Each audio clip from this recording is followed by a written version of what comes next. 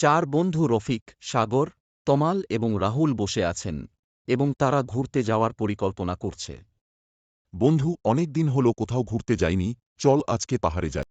হ্যাঁ, সঠিক বলেছ, পরীক্ষাও শেষ, আর কবে এমন সুযোগ পাব? অবশ্যই। আমি তো জানি পাহাড়ে গিয়ে অনেক মজা হবে।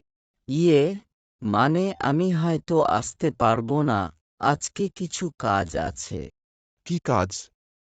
তুই তো সব সময় কাজের অজুহাত দিস। হ্যাঁ, তোর তো কিছু না কিছু কাজে থাকেই। আসলে আমার কাছে টাকা নেই, তাই আর কি। কোনো টাকা নেই মানে? চল, আমরা আছি তো, তোর জন্য আমরা কিছু টাকা দেব। তুই আমাদের বন্ধু, টাকা তো কোন ব্যাপার না। হ্যাঁ বন্ধু, টাকা নিয়ে চিন্তা কিসের? তোকে ছাড়া তো মজা হবে না। আচ্ছা, ধন্যবাদ বন্ধু। ঠিক আছে, চল। দেখ, বন্ধুত্বের কাছে কখনো কিছুই বড় নয়, একে অপরের পাশে দাঁড়ানোই আসল। ঠিক বলেছিস, বন্ধুদের পাশে থাকা মানে একে অপরের শক্তি হওয়া। বন্ধুরা সবাই রাহুলকে সমর্থন দিচ্ছে। তারা সবাই মিলে পাহাড়ের দিকে যাত্রা শুরু করেছে।